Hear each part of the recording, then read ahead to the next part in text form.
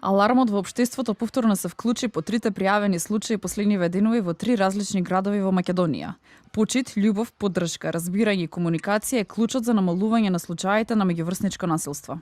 Според регистрираните случаи, неизбежно е дека живееме во општество во кое владее култура на насилство. Меѓуврсничкото насилство во последниот период се повеќе зема замав. Каде подвалува општеството што меѓуврсничкото насилство се случува се почесто.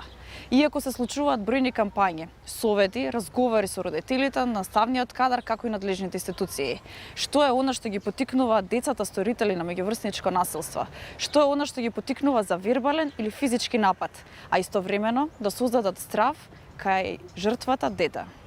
Градењето на безбедна средина зависи од сите чинители, училиште, родители, деца. Од првата детска амбасада во светот потенцираат дека вклучувањето на родителите во градењето на превенцијата, откако ќе се случи насилството, представува преземање на дополнителни мерки за да се надминат последиците кои веќе настанале.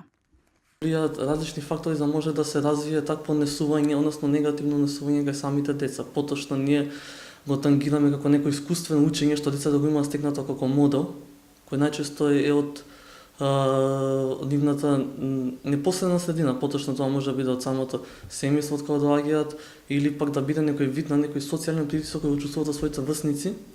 Имало и случаи во кои родителите се јавувале на SOS линијата и самите барале помош без разлика дали станува збор за родителите на детето жртва или детето сторител. Гледаме сите чинители, односно самото училиште и родителите и децата, кон градење на некоја база на вредности кон кој ќе може сите да постапуваат и да играат своите односи и комуникација врз основа на тоа. Проценката на учениците е дека секогаш се случува некоја непријатна ситуација или напад меѓу нив, но само дел од нив имале храброст да го пријават истото.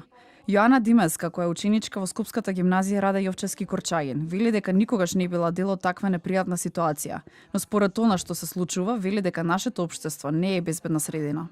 Мислам дека тоа е причина од недоволна љубов и недоволно разбирање помеѓу нас, децата и помладите. Секогаш треба да работиме за едно поубаво и похармонично општество и мислам дека тоа би ги решило проблемите. Според статистиката на Министерството за внатрешни работи, минатата година биле регистрирани 102 настани на насилно однесување, од кои 40 се регистрирани во Скопје. Против нарушителите од МВР поднеле 10 кривични пријави за кривични дела: насилство, насилство врз дете, малтретирање во вршење служба, тешка телесна повреда и загрозување со опасно орудие при тепачка или караница.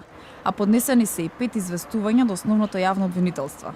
Против 102 лица поднесени се и 60 барања за поведување прекршачна постапка за сторени прекршоци.